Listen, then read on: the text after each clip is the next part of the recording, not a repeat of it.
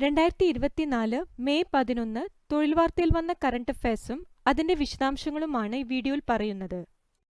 18ാം ലോക്സഭയിലേക്കുള്ള തിരഞ്ഞെടുപ്പ് നടക്കുന്നത് എത്ര ഘട്ടങ്ങളിലായാണ്? ഉത്തരം 7.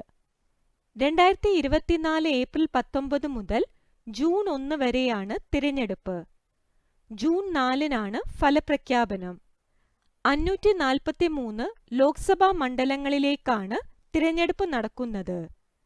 ആകെ വോട്ടർമാർ 96.8 കോടി.